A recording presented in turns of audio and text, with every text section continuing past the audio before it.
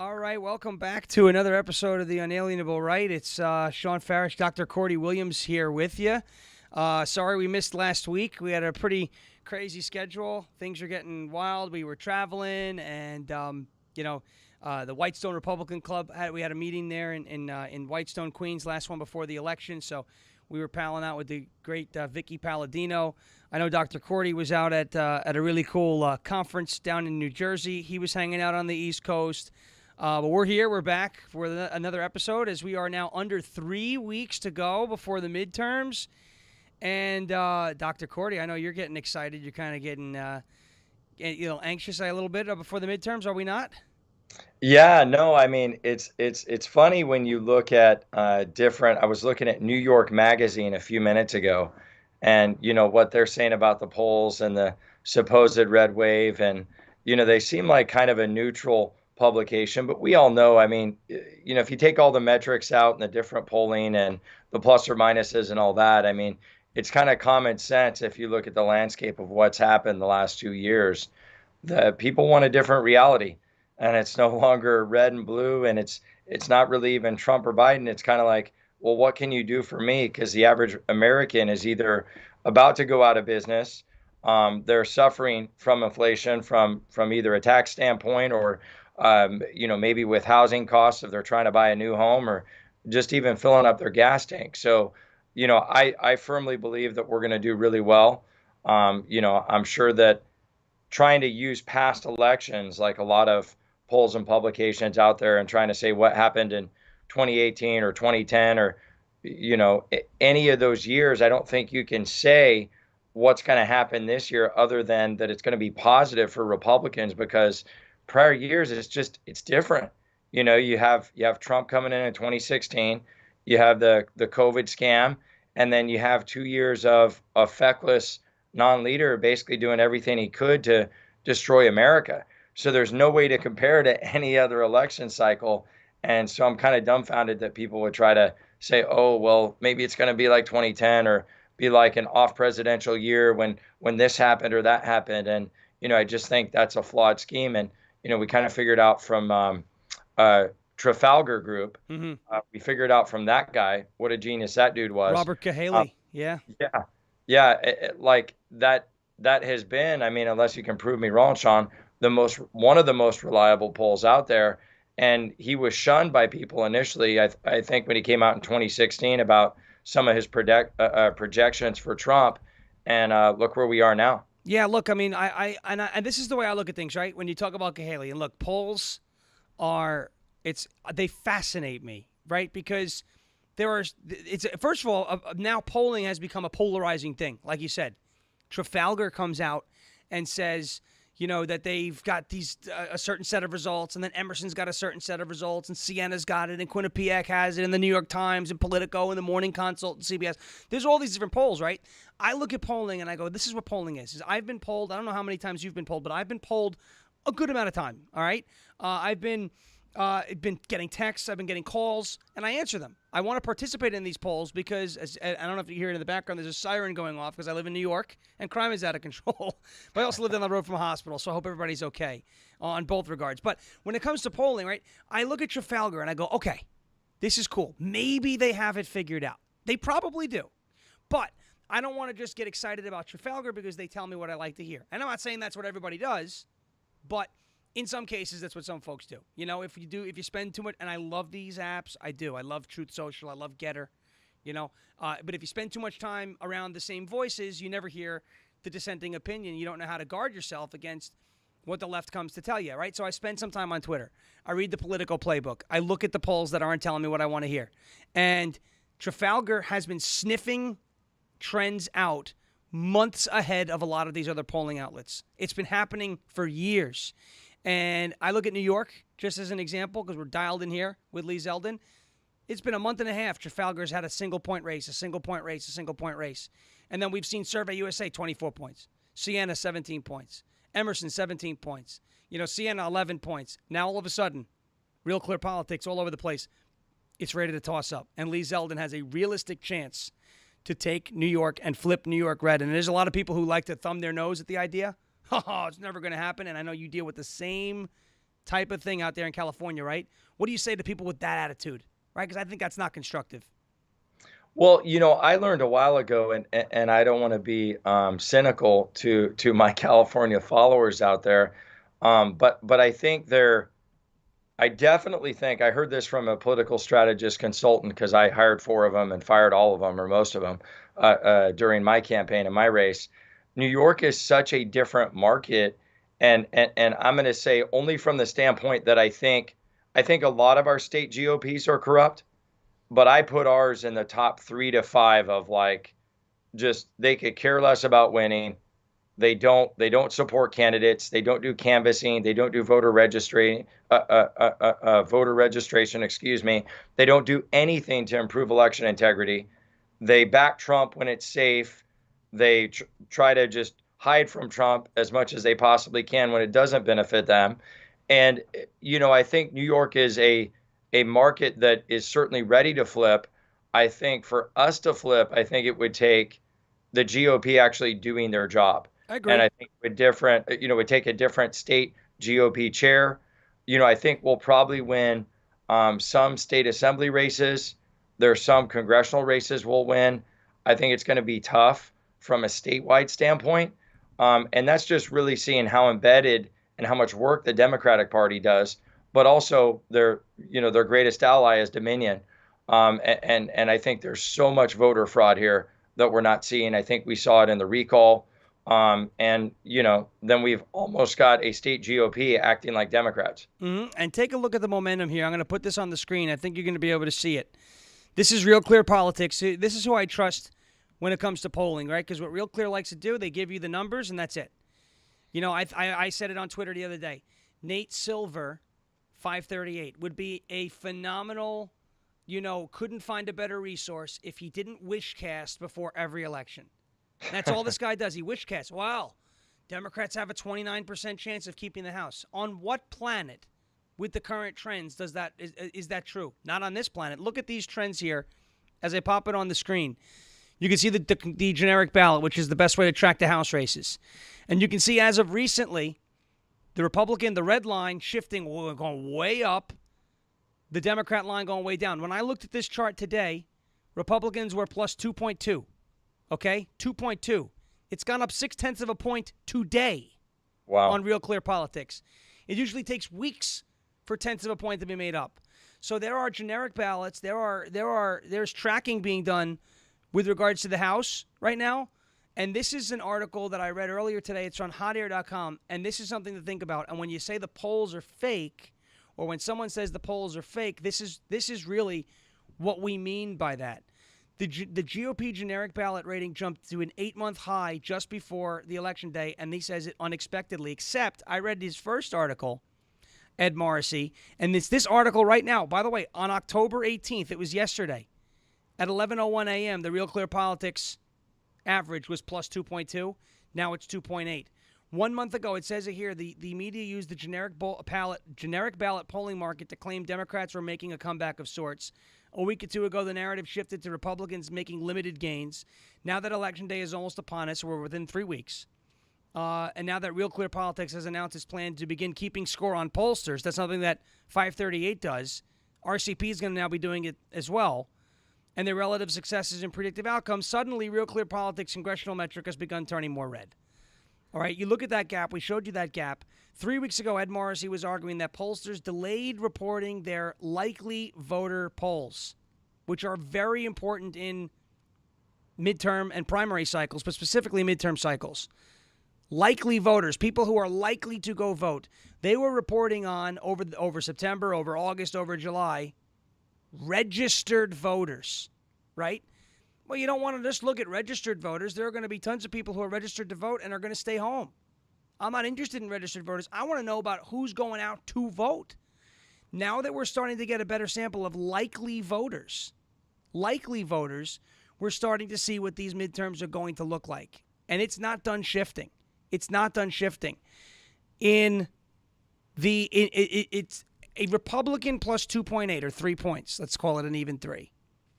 With the margin being so thin in the House as it is, if Republicans pick up 30, 35 seats, you're going to hear the media spin it and go, Well, it wasn't as much as the shellacking in Obama's first term, this, that, and the other thing.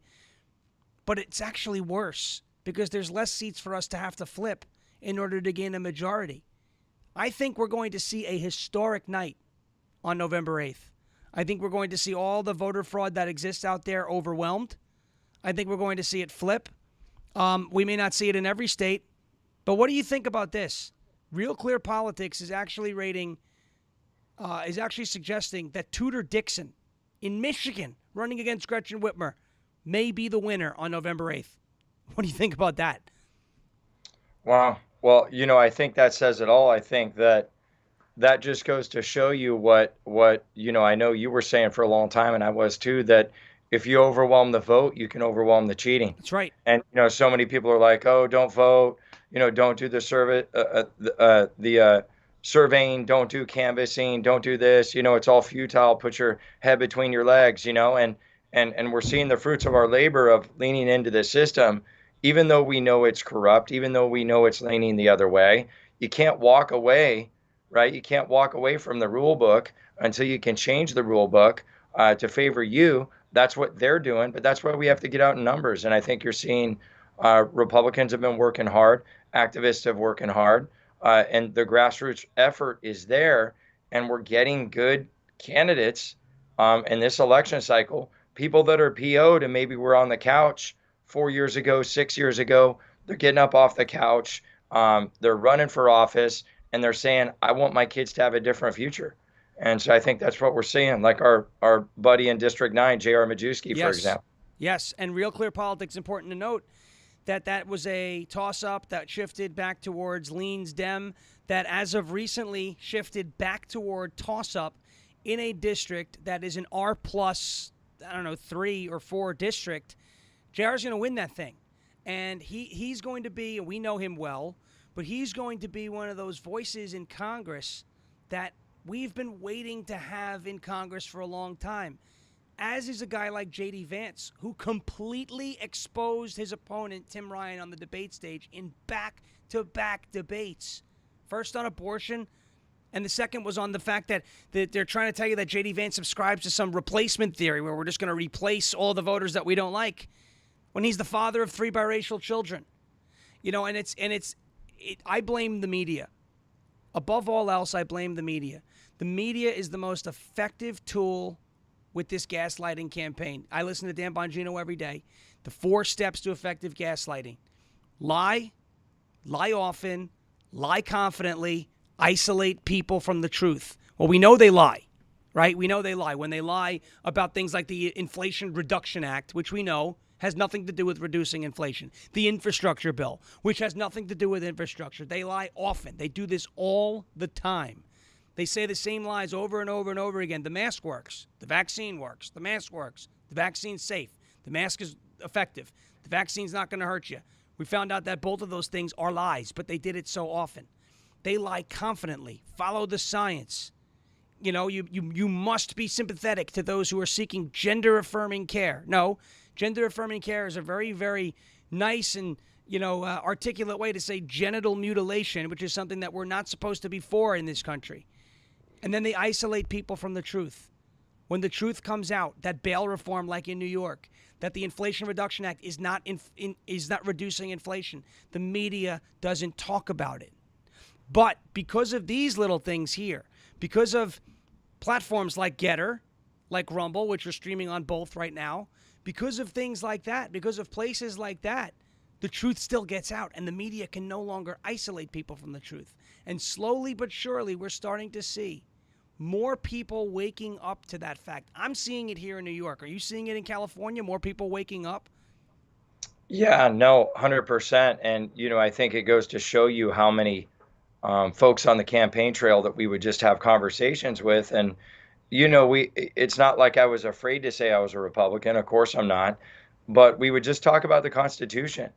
And, 9 times out of 10, when you had a conversation with someone about where they wanted our country or the state of California to be in, 2 years, 1 year, 5 years, or 10 years, they universally said, kind of JFK-esque values, which used to be democratic, which are constitutional, right? But we've gone so in these polar opposite degrees, whether it's a Liz Cheney or whether it's AOC, that there's so many people just out of touch, and people are just craving those grassroots candidates like a JR, like a Lee Zeldin, that's going to, tell it how it is, and just go with the state constitution or the U.S. Constitution, and that's going to really back their character and their convictions. And we need more of that. And so, yeah, I think people are waking up, especially today. There's this scuttlebutt going around about at some point mandatory COVID vaccines. And I say scuttlebutt, that's a Marine Corps term for a rumor that eventually they're going to try to get that into, the kind of set 72 different vaccines that kids have to get. It was 24 when I was a kid. Now it's 72. And now we need another one for that schedule because, right now we're in flu season. Right. Even though the COVID scam is flu. And now we need another mercury-laced spike protein altering mRNA luciferase shot. We need something healthy like that to keep the kids' immune system functioning. Crazy stuff. Yeah, my favorite was I don't know if you saw this, the mRNA vaccine that Moderna is trying to put out, that is supposed to repair heart muscles from another mRNA vaccine that may have caused cardiac arrhythmia and myocarditis. Did you hear about that? No, I didn't. I didn't hear about that, but that doesn't surprise me. I mean, I've been, the guy for 9 years in practice, 10 years in practice, seeing somebody that's on 45 medications, and they started bleeding out of their butt, and now they've got problems with their lung fields because of the side effects of the bleed out of the butt medication. And then once they start having an issue with their lung fields, then they get a medication to, cure the side effects or symptoms of that. And pretty soon they're on 45 different meds. And, you're seeing that with the vaccines now, because it's no different than the military industrial complex, and that it's a self-feeding machine, very similar to some of these PACs and these lobbyists that are in Washington. And that's one big racket, one big cabal. Yeah, and I think also it's like creating a market by creating a problem that doesn't actually exist. And I like to look at, again, and I may be focusing on this maybe a little too much. People get a little upset because it involves a subject that not a lot of people have, quite frankly, the courage to talk about. But when you look at minors who are being transitioned or being fed drugs that chemically castrate sex offenders, it's a $6 billion market. There is now, they've reached a new, just like when they used to throw all these kids with ADHD on Ritalin and all these different drugs when they were just being children, hyperactive disorder. If you're a child and you're hyper, it's probably not a disorder. You're a kid. You know what I mean? I wouldn't ever dream of drugging up a child because they have too much energy or because they can't focus on a task. That's a child. Now, we're not just drugging them up. There are mastectomies going on, double mastectomies for 14-year-old girls. The scars that they have across their chest looks like something out of a horror movie. But there's a lot of money in it. A lot of money in it, a lot of woke points in it. So we've created a problem. You've created a market to try and solve that problem, tapping into a new market, which, again, is children. And they've been doing this for a long time. And unfortunately, not a lot of people talk about it. And it's almost the same. Like you said, it's the same concept as the military-industrial complex, where if you create a war, and you were in the military, if you create a war, there's always a need now to keep feeding that beast. Ukraine, same thing. There's no reason why we need to be spending almost $100 billion on Ukraine when there are veterans here in my town who can't find dinner. This is ridiculous. But I don't want to get too far off of the original point. People are waking up, and I want to ask you a question. If I say the New York Times, if I mention the New York Times, would you say that's a friendly or non-friendly outlet? 99% of the time, that's a non-friendly outlet. But I will say this: there are these rare moments where they really tell it like it is more than anybody. The New York Times. Yeah. I agree. But 99% of the time, they don't want to tell you the story. They want to tell you a story. They want to tell you something other than the truth, right? As a part of the mainstream media, as a part of that complex in and of itself. Well, here we are, New York Times poll, 2022 generic ballot. overall. Republicans +4 in a New York Times poll. But here's the biggest thing.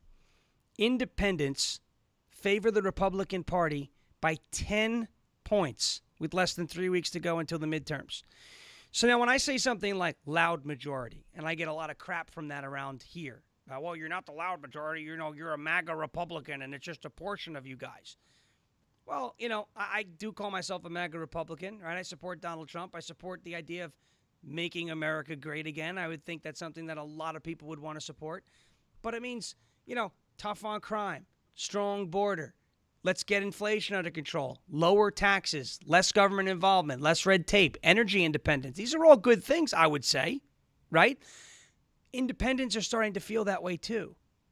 And my philosophy has always been, when it comes to either freedom, liberty, or socialism and tyranny, there are more of us in this country, whether you're a hardcore, you wear your MAGA hat every day, or you come out and vote every 2 years, there are more people in this country that don't want socialism, that want to be free, than there are socialists or advocates of socialism. And now we're starting to see it. Independents are favoring us over them because they know if they favor them, inflation and crime runs out of control. Isn't there a poo tracker out there in California somewhere? Yes, there is a poo tracker, and I've seen the poo tracker. It's a very real thing, and I've been on the streets of San Francisco doing a cleanup with heroin needles everywhere, dodging piles of a brown steamer and seeing people shoot up in the middle of daylight. So this is a real thing, and to just continue your point, they want every city in this republic to have a poo tracker. Now, in September, this is a key demographic. It's independent women. And we were told when the Dobbs decision came through, Roe versus Wade was overturned, that was it. That's going to tip the scales. That was the narrative. That's what we were fed. Same New York Times poll. Same poll in September, right? For the liberals that are watching or that are going to watch, the slow, I call them soils, slow on intake liberals. For those people who are watching, right? September was a month ago. That was last month, okay? 1 month ago. Independent women favored the Democrats on the generic ballot by 14 points. Do you have a guess as to what that number is now in the latest New York Times poll? 19. 19 points in favor of the Democrats? No. 19 points in favor of the Republicans? Correct. It is an 18-point favor of the Republicans. You busted by one, but I'll give you credit for coming within 1 point.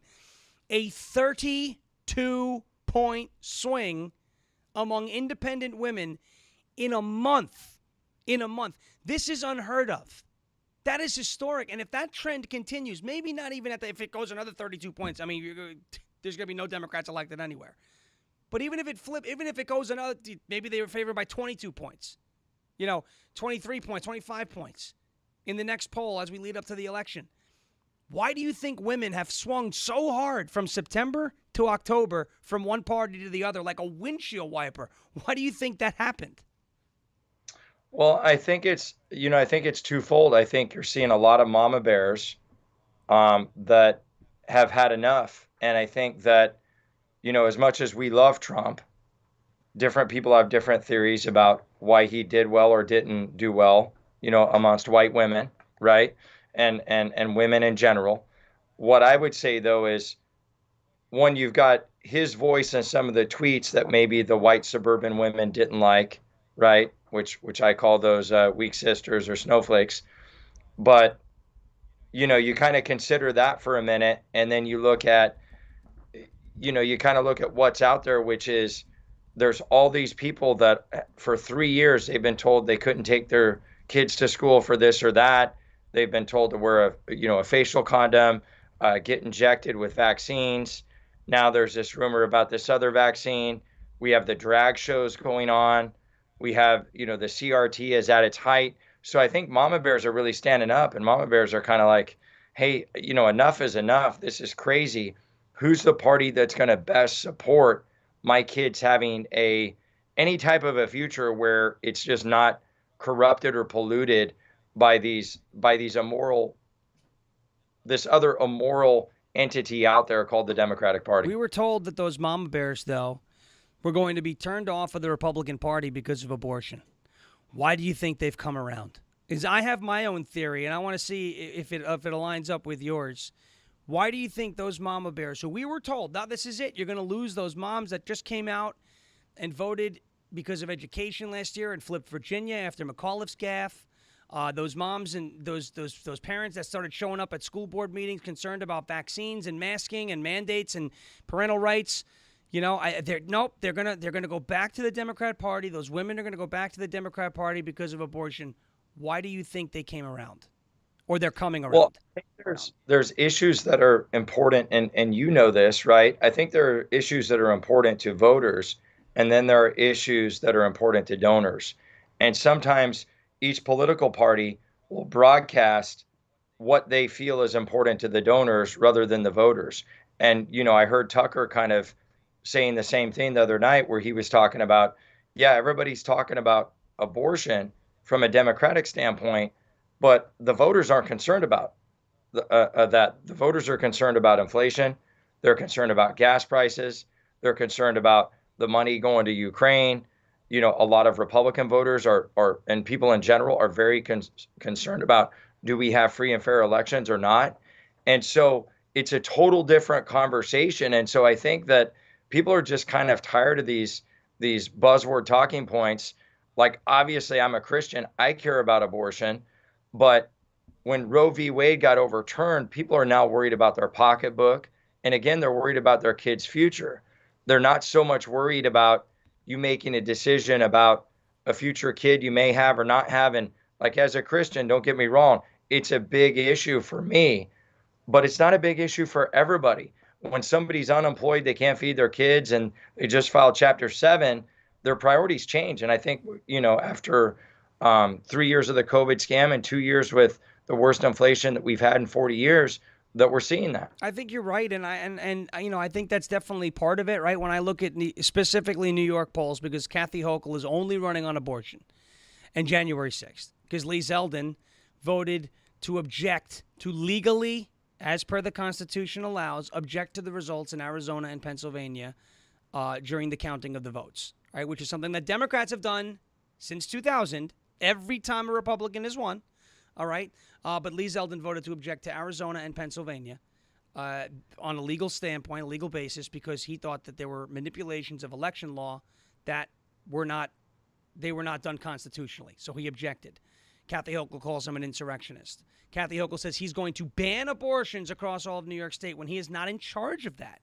He's not the state legislature. He's the executive branch of New York State. He gets to sign or not sign what's on his desk, but those laws are already in place. New York has been a more liberal state in terms of abortion than Roe versus Wade for a long time.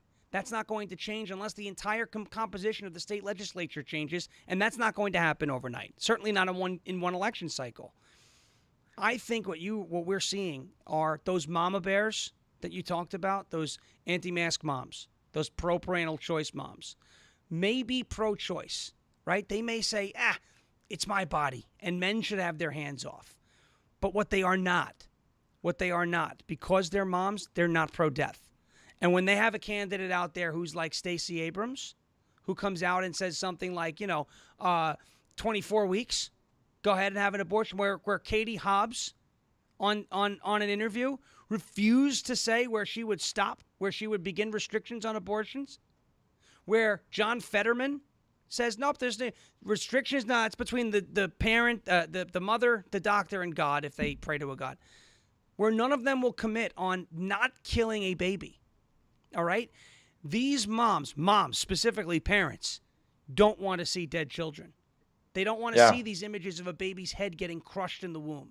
They don't want to hear about Planned Parenthood harvesting organs and doing all sorts of nasty things that they did. So they may be pro-choice to an extent. There may be moms who believe in pro-choice to the second trimester. A little too late in my regard. There may be moms who say, first trimester. There may be moms who say never. There may be moms who say never, but with the exception of rape and incest. But there are no moms out there that I believe want to see death, considering they are parents of children. And I think... And Shawn, go ahead. No, I was just going to say, don't you think too that, this conversation used to be kind of like nameless, right? You would say, my body, my choice. Oh, I believe in abortion. Oh, I don't believe in Right. abortion. But now we're seeing kids' lives and kids that go to school and young little toddlers, their lives are affected. You've seen that the last 4 years in the news where they've had facial condoms on and kids are being, crying, mom's getting arrested coming out of a school. So it's no longer this baby that's far off in a hospital somewhere being killed and destroyed. And, you know, the idea of abortion is this medical procedure. It's there are faces and names attached to this procedure, which is making it like a human issue. Mm-hmm. And the drag queen thing has kind of helped with that, the CRT thing. I think we have like multiple issues humanizing the part of, hey, these aren't like little chunks of tissue. These are human beings and these are little babies. And so I think it's getting out of the and I'm a Christian, but it's there's been this religious dogma created out of all this, Yes. right?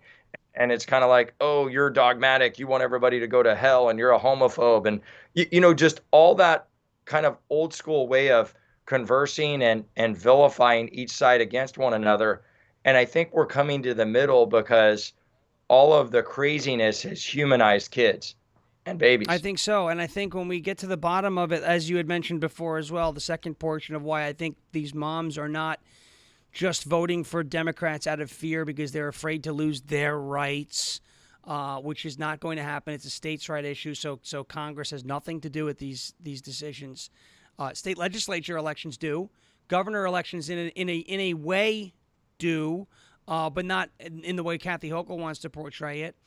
But the other reason I believe is, like you said, abortion may be an issue. It's an important issue. It's an issue that we do need to address. It's an issue that we do need some more clear definitions on what is life and when is it appropriate to stop someone else's heartbeat, because that isn't your body. Somebody else's heart is beating within you. There's your heartbeat and there's another one. My biggest question, and none of these liberals can ever answer it.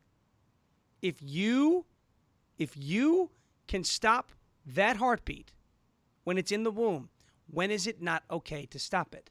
And nobody seems to be able to answer that question. And they don't say no after it's born. They say, no.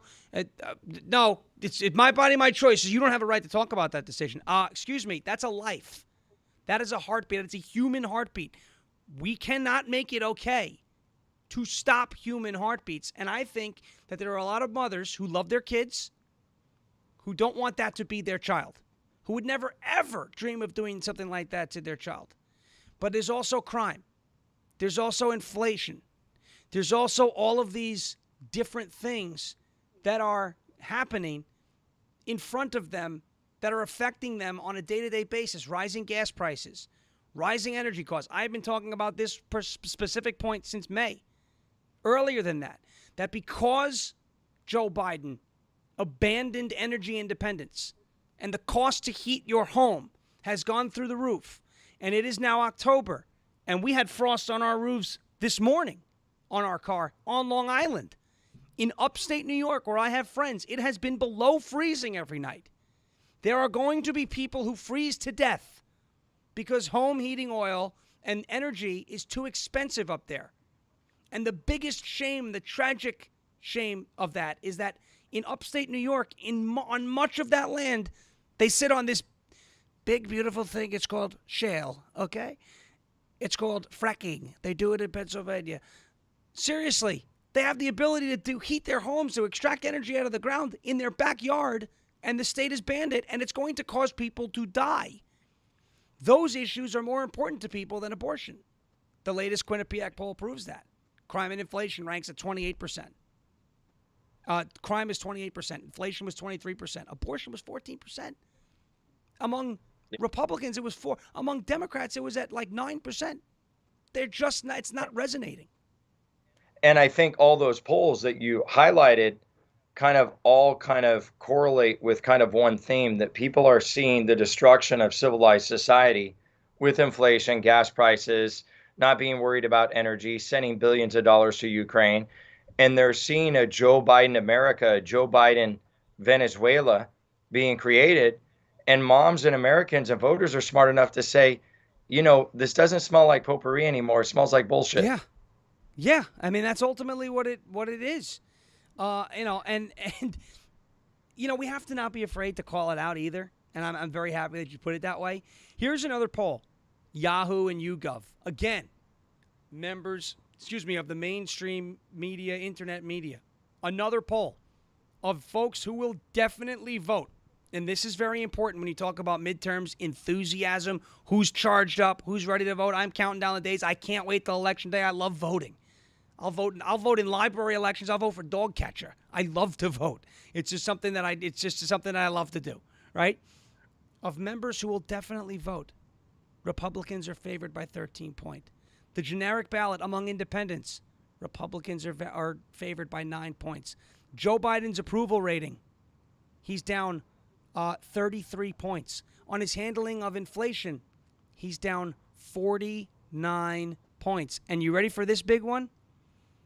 2024 general election among independents. Donald Trump leads Joe Biden among independents by 12 points. 12 points among independents, despite nonstop mainstream media coverage and gaslighting about Orange Man bad and Russia, and all of these horrible things, right? Despite all that, 12 points among independents. You bet your ass people are waking up. That's another poll, right? So it's not just one. It's not just Trafalgar. It's not just a friendly poll that I'm looking at. These are polls that are coming from outlets that don't want to tell people like you and me this information. They don't want to tell us that we're right. They don't want to let us know that we're on the road to a historic victory. But I believe we are. And that has me very excited. So, when we continue on into the midterms, we look, what is the most interesting race for you that you're watching? Well, it's definitely, I gotta say, I'm partial. It's been JR for a long time, just because I've seen JR since the very beginning. But I certainly think the one that you highlighted in Michigan is captivating. I like, putting numbers aside for a second, I like fighters. I like personalities. Kerry Lake's going to steamroll. Kerry Lake's going to steamroll Hobbs. But, I've been watching that since she got in there. I remember early on, I had a team member from 1776 that went and worked on her campaign.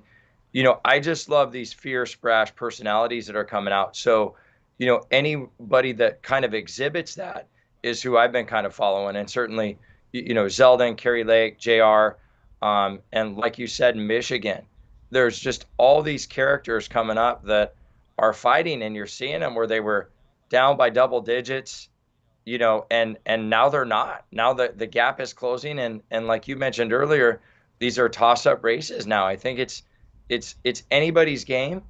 And to highlight those numbers, I think the numbers on the issues really reflect more the pattern that we're going to see in this election than even the polls do. Because you can fool a poll, I think, when you're saying, oh, well, who are you going to vote for? And people are going to feel a certain way and people can change their minds and all that. But these issues that aren't resolved and there's no solutions, that's the real reason Democrats are talking so much about abortion. It's because they have nothing else to talk about because they don't have a viable solution for the Inflation Reduction Act and all the propaganda nonsense that Sleepy Joe is forgetting to say. And then, when he pulls an Anthony Fauci at the podium, but he's just not as eloquent at lying as Anthony Fauci is, because as whoever it was, as Herschel Walker said, he's too busy eating ice cream. Yeah. Right. But at any rate. Yeah, well, I'm looking at it now. There's an article here from Red State, but Politico, as Dan Bongino aptly calls it, bullshitico, right? I love that because they're, again, if you can go in the morning and read the Politico playbook every morning, you will know exactly what leftist talking points you're about to get bombarded with throughout the course of your day. So I always do that. I like to look in and see what they're saying so I know how to guard myself against, all of that noise and everything that comes through. 10 races out of 12 now are moving toward Republicans. California, 13. Where is that in relation to where you are? California District Yeah, 13? Congressional District 13. I'm in 49. Okay. I'm 49, so I'd love to see who is District 13. John Pardon me. Duarte and Adam Gray. Who's I that? don't know. It says on Ballotpedia here, John Duarte. I've never even heard And of that Adam race. Gray. And Adam Gray. Yeah. So I feel like I've heard of the last name Duarte. Yeah, Duarte is the Republican, Gray is the Democrat. And apparently that race was, according to Politico, was lean Dem, now to toss-up. Oregon 6, lean Dem to toss-up. Oregon 5, lean Dem to toss-up. Oregon 4, likely Dem to lean Dem. Wisconsin 3, lean Republican to likely Republican. Michigan 10, that I believe is John Gibbs. And he caused this big upset in the primary. John Gibbs wasn't supposed to win that race, from lean Republican to likely Republican. Florida 15, lean Republican to likely Republican. Florida. I mean, first of all, when you talk about Florida, Ron DeSantis is going to win by 13 points. Now, I don't know how much of an election geek you are during these nights, but I'll sit there and I will bite my fingers, the fingernails first, and then my fingers actually off. I have to surgically attach them after Florida's results come in during presidential elections because it's always so tight. Could you imagine? I mean, what does this mean? That Florida is a foregone conclusion. If Ron DeSantis, who won this race in 2018 by 30,000 votes in half a percentage point, wins by 13 points, that's indicative of a hell of a lot more than just a lot of people move to Florida, don't you think? Yeah, no, 100%. I think that's a good metric for most of the country, honestly, because it just shows how fed up Americans are with the average, everyday, wear, a shirt and tie, wear a suit, lie to your face type of politician, and they're ready for, dare I say, a Trump-like DeSantis figure, right? They want something brash and bold, and as a former Marine, why would you not want that? Why would you not want somebody that's going to fight for your kids, fight for your future, and fight for the Constitution? And I think that, again, to reiterate this, I think that we're seeing those independents, we're seeing those people that used to maybe lean Biden or Obama. They're starting to say, well, what have I actually gotten over the last decade or two? What have they actually done for me?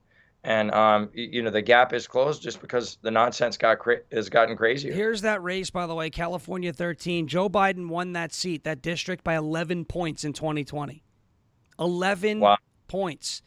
Right now, that race is a toss-up in California. I wonder if that's, and again, this is my ignorance for a second. I wonder who's running in Nunes's seat. Because there was 20 people in the primary. Oh, I don't know. I'm not 100% sure on that one. Find that out. But I do know that there are portions of Oakland in California 13. Wow. You want to know the cities that are included in Cali 13? I'll go down. I found a list of of some of these cities. Now, it may not be all of these cities, but the 13th Congressional District consists of the northwestern portion of Alameda County. Cities in the district include Alameda, Albany, Berkeley, Emeryville, Oakland, Piedmont, San Leandro. With a Cook Partisan Voting Index rating of D plus 40, it is the most Democratic district in California. Well, check out District 49 for me while we're at it. Sure. Let's go there. California, CA, District 49. Let's see what we got here. That's Nunes? No, that's Brian Marriott and Mike Levin. Yeah, it says Mike Levin is the is currently the one who's running, who is in control of that seat, representing that seat. I don't see any numbers right now on that. I may have to go to Real Clear Politics and look that up. Let me go to RCP and check that out because what would be of interest there, do you think? Well, I mean, he's the incumbent, and he's just every attack ad he can get out against Marriott, he's doing it. And Marriott's endorsed by the CAGOP, but I'm confident, just like everything else, they haven't done anything for him probably, except they sent out a couple of ads around the primary, and then they raise money off of, all these issues, but then don't do anything with it to support So candidates. Marriott versus Levin. You ready for this? In 2020, Yeah. Joe Biden won that race by 11.8. Right now on Real Clear Politics, it is listed as a toss-up race. Yeah. What? District 49 is a District toss-up? 49 is a toss-up according to Real Clear Politics right now.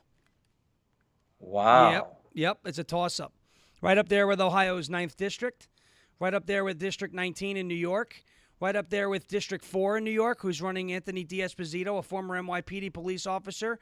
Right up there with District 3 in New York, who's a friend of mine running for Congress there, George Santos, who we're supporting with all of our energy right now. We have I bet Tina Forte's looking great, huh? Tina is in a district, unfortunately, that is so heavily packed with Democrats. You're going to need a ton of Dems to come out and vote for her. Now, it might happen. I hope it does. It's not. If I was a betting man, I love Tina to death. I probably wouldn't bet on the race because I might bet irresponsibly. But I love Tina Forte and AOC. Who knows? I mean, if this is happening in California's 49th. I saw your reaction. I don't know who Levin is or any of these, but No, I know Marriott. Like I did a million events with Marriott. Against Mousy Moiser, who I think is going to get steamrolled in the U.S. Senate race, but who knows? I mean, here's again on Real Clear, and I'm looking at some as of October 15th. We'll start. Ohio 9 was moved to a toss-up. That's JR. Oregon 6 was moved to a toss-up. California 27 went from toss-up to leans GOP. Connecticut's 2nd District went from leans Dem to toss-up. Georgia 2 goes from leans Dem to toss-up. Pennsylvania 6, likely Democrat to leans Democratic. Pennsylvania 12, safe Democratic to likely Democratic. Virginia 10, likely Democratic to leans Democratic. You want to know another crazy stat here out of New York that I can give you just to show you how things are moving? Chuck Schumer, the Senate Majority Leader, is running against the man here in New York State. His name is Joe Pinion. Joe Pinion, a former Newsmax host, a young, charismatic African-American man. If you've ever heard this guy speak, you'll want to run through a wall. I mean, this guy is just full of so much energy, and you want to talk about the state GOP abandoning a candidate. This guy is somebody you would just look at and go, why the heck wouldn't you want to get behind a guy like this? And yet they're not behind him. He's suffering with huge name recognition deficits. The last time Chuck Schumer ran for the Senate, he was up for election, was 2016, right? The Senate runs every 6 years. You want to take a guess at how many points he won that race by? 3. 43. 43. In deep blue New York. You said the last time he ran. I thought you said when he first ran. No, the last time he ran, 43 points. Yeah. You know what that race is right now? No, that doesn't surprise me. What is that? What do you think the race is right now? 8 points. 12 points. Cordie, Wow. we are seeing ads here in New York for Chuck Schumer. This is the first time that I have ever seen Chuck Schumer ads on New York broadcast airwaves. He is terrified. Why do you against Joe? What's that? Why is the GOP? You said Joe Pinion, That's right? Why is the GOP not backing him? The same reason why the GOP in our state doesn't back people? I don't know. I honestly can't answer that question. I don't see a reason to not get behind a guy like Joe Pinion. I know him. I've spoken with him. He is one of the hardest. You would love this guy. He was one of the hardest working men in this game right now. He was a Newsmax host. He decided he didn't want to do Newsmax. He told his mom, who told him he was crazy. He said, "Ma, there's worse things than losing a TV show, and that's losing your country."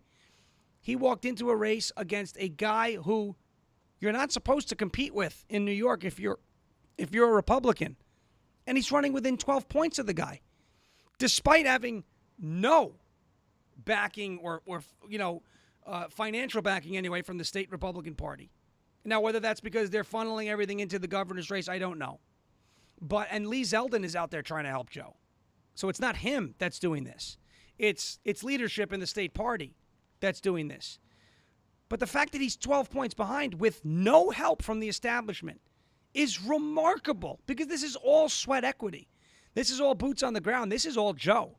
This is all Joe. And a 12-point race, 3 weeks to go, a guy who is, again, Chuck Schumer has nothing to run on. He has nothing to run on. He doesn't have a record. He can't talk about abortion. It's not an issue that's resonating. Joe Pinion is out there. I mean, this man is just incredible. And to take a guy who's won his last 2 races, in 2010 he won by 32 points. In 2016 he won by 43 points. Now he's only up 12, and we're seeing ads for Schumer on New York airwaves because he's scared. I mean, the sentiment is rapidly shifting in our favor, rapidly shifting. And I'll tell you, if Schumer is at a 12-point race, there's not a chance at all that I think John Fetterman's going to win in Pennsylvania. There's not a chance at all that I think Blake Masters loses in Arizona. I mean, you're talking about Herschel Walker. I know there's a whole thing with history over there in Georgia. I don't think this guy's going to lose in Georgia. I mean, right now, Real Clear Politics is projecting in the Senate, right, 52 seats for Republicans after the midterms. That's with a red Pennsylvania and a red Georgia and a red Nevada. But right now, Real Clear Politics is not projecting Blake Masters to win that race. I think Blake Masters wins that race. You could be looking at 53 seats. You could be looking at potentially New York going, or Colorado. That could be 54 seats. We could have so much control. New Hampshire is a 3-point race. New Hampshire is a 3-point race. Connecticut is getting tight. I mean, it is just getting so wild to watch. Do you understand that Real Clear Politics has adjusted their average to the incumbent candidate in New Hampshire up by 0.5 percentage point? New Hampshire. This is just unheard of. And I think, to me, I don't know about you. I want to hear it. I'm excited. No, it's amazing. I need to do more homework, man. You're lighting it up, and I love it because it's, we kind of knew from the different narratives that I mean, I expected this. I think you expected this, but I don't know that if I expected the numbers to reflect it. So I mean, it's, from what you're saying, it's blatantly going to be like you said, this is going to be historical. And no, I am getting excited because, sometimes in Carlsbad, California here, dealing with the state GOP and the politics that we have in California and all that, you get, even after running, you get a little disenfranchised by the way things are happening. But then you see around the country what God's doing. And it's very encouraging. I think it's very encouraging for, in these areas, like let's say Lee Zeldin flips this, which is very likely, praise God, going to happen, and we get some of these, or Schumer loses some of these big motivational races.